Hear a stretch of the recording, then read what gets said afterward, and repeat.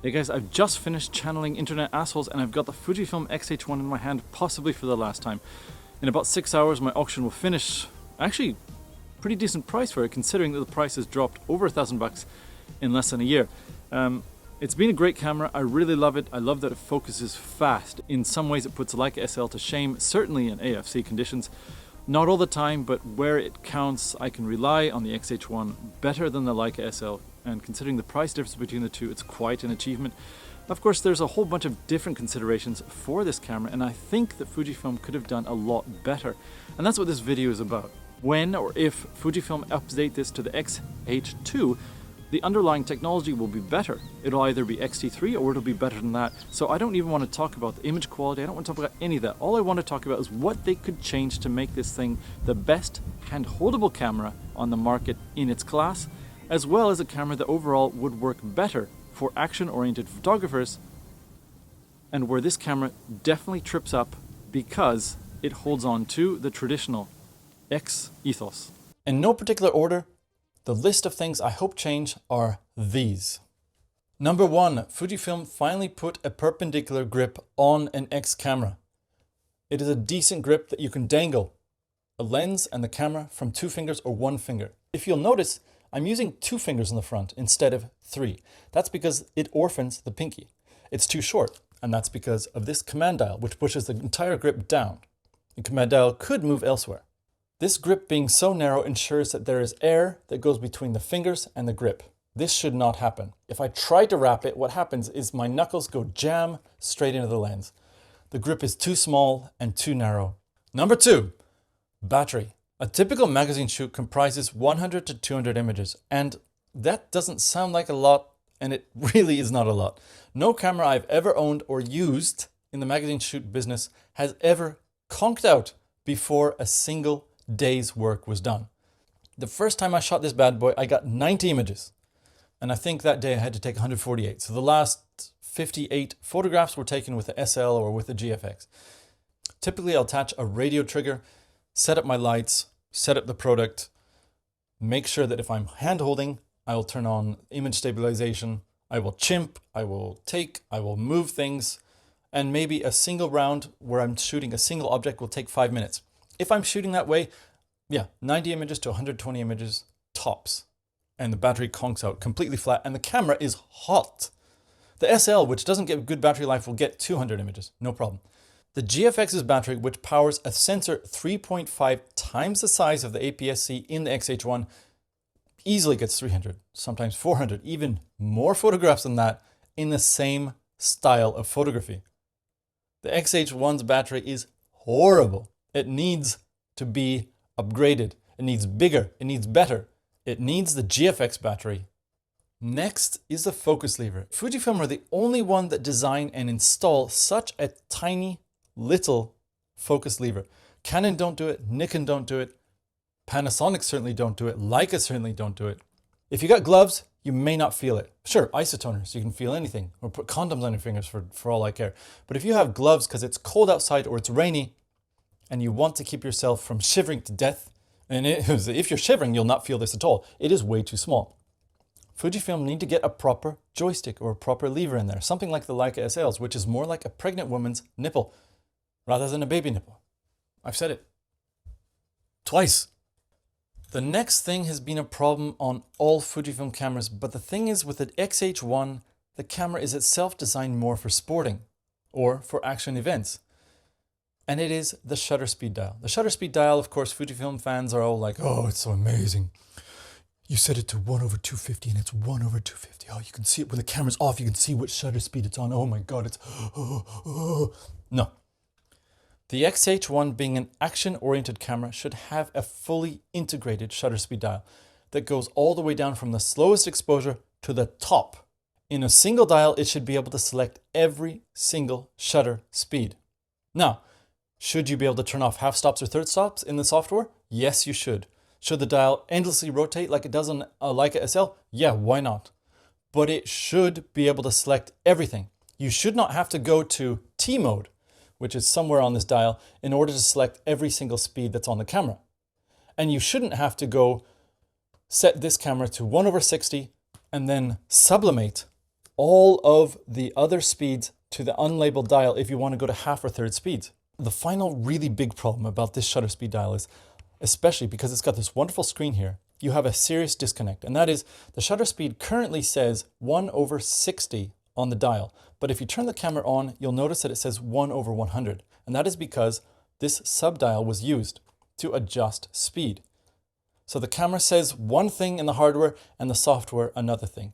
On an action camera where space and reliability are of the utmost importance, there should not be a subdial, a T mode, and a main shutter speed dial that all work together to do the same thing. 3 functions to do one thing. There should be one button or one command dial that does everything.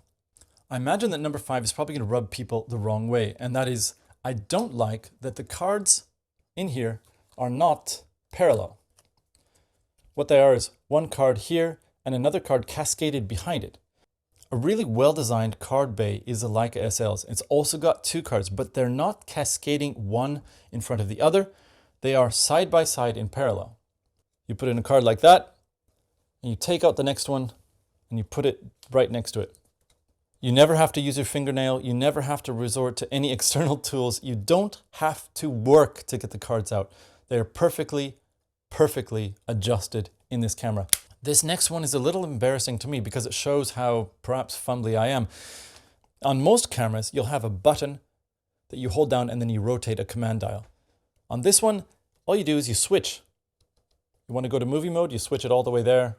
You want to go to single exposure or, damn it, you want to move to, I don't know, some sort of bracketing, you move it like this. It's direct. It's one of the very few controls that are truly direct on the Fujifilm cameras. Even when I'm looking directly at the dial, if it's all the way over on this side or all the way over on this side, you got to really put your finger in there. Again, with gloves, you'll never be able to do it. In fact, with gloves, I'm unable to, as you saw in that long, horrible video I did early on in my career at YouTube, I could barely do it with any sort of gloves, changing back and forth 2 different settings on the drive mode.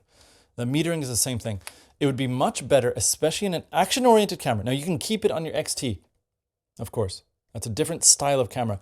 But the X-H1 should have a button that you press and then you rotate some sort of command dial. You can pick it up accidentally and like, oh, whoops, you'll start shooting. It's like, why am I taking a million shots? Well, it's because you have it in CH or CM or CL and you wanted S.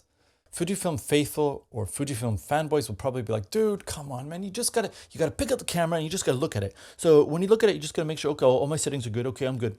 Well, yeah, sure. But you shouldn't have to do that for things that never are accidentally switched if you use a button and command press combination. This camera held in the proper way, the camera is designed to be held in, puts the command dial right under the thumb. It is very simple when you're shifting your camera in your hand to accidentally twist it. So you'll change your settings. That's how you get from 1/60 to 1/100, and you don't want to be there. Bad design. This thing should actually be an AF on button right here. Should fall right under the thumb for you to change your focus. The command dial should be somewhere else. The joystick on the back, while easy to reach on the Leica SL, is just slightly out of the way of the thumb. Now it's not far.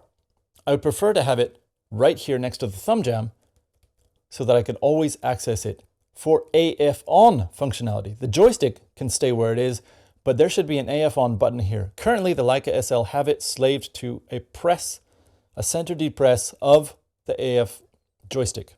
The Fujifilm's AF button is over, let me see if I can find it, right there. It's very close to the AAL button. In fact, the AAL button is in some ways easier to press because it's in its own raised niche. The AF button here is recessed, in fact flat next to the back of the body, and in between a raised hump which houses the subdial. So it's actually harder to press than the subdial, and where it should be is where the subdial is. The X Pro 1 had one of the best 4-way dials I've seen in any camera ever. The GFX is not the camera in question for today's video, but while it's not as easy to press as the X Pro 1's buttons, because they're not as flat and they're not as far raised, at least it's bigger. So I have no problem with gloves. I have no problem in any situation really operating these. Now the X Pro 1 I think is overall better. If it were bigger and it was just magnified and made to the size of the JFX 1, it would be perfect. But that didn't happen. The X-H1 followed the X-T2 or X-T1's lead. Yeah, there's a nipple right in the middle, right? Sure. And there's something up here, but you can't really tell the breaks between button to button. And the buttons have only a very small raised section. It's very hard to use. If you have gloves, no thank you. And even if you don't have gloves, it's very hard. You have to be extremely deliberate in moving things around. This next point is one that I didn't even worry about until I handled a recent Panasonic camera, the JH9 or JH5 or whatever it is, whatever their top camera is. I'm not a Panasonic guy. And that is this, that the focus lever that is usually on the front of the camera for changing from manual focus to single to continuous is on the back. Panasonic put it here. So you can always see it when you raise the camera to your eye, and it is larger and it incorporates AF on functionality. So you have your joystick somewhere around here, and then you have your AF on button here, and around the AF on button, it has the AF functionality. It is amazing. Why is it amazing? Because you have everything regarding and controlling AF at your fingertips. Fujifilms, all they have is a simple dial that goes from manual to continuous to single. It's simple, it's utilitarian, it's also too small. Again, if you have got gloves, no thank you. It's not going to work easy. Even if you don't have gloves, it's really chintzy, and the only indication of what is there that needs to change or what you want to change is a raised nib here. It would be so wonderful if it was on the back like the Panasonics. So wonderful. Another thing that would be nice is if you change nothing else, you keep it here, you keep the same size, if you have a depressible button here so that you could easily and quickly access all the functionality for single. You could go single, and in the viewfinder, you can then rotate the command dial and you can cycle through your different autofocus modes rather than, clicking on this and then changing with some other function button. A dedicated button to change your continuous and your single focus autofocus functionality would be mwah. The last thing I would change for the X-H2 is this, the shutter button. It's in a great spot for the X-H1 and in general feels good. I don't really like the integrated on-off switch, but that is neither here nor there because that really is up to the individual.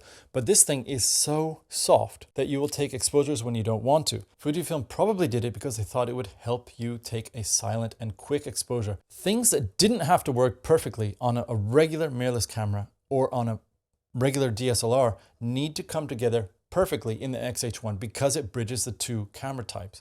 Unfortunately, the X-H1 takes a little bit of this and a little bit of that, and it puts it together in a way that is satisfactory, but not great. And I think it could have been the best camera for the people who are coming from the DSLR world that want a mirrorless, that want to start adopting it, but don't really feel that mirrorless is quite there yet. And it could be a great step up for people in the mirrorless world who want to also embrace the sort of solid body that a DSLR has that also focuses as well as some DSLRs. X-H1 is a good camera. It could be great.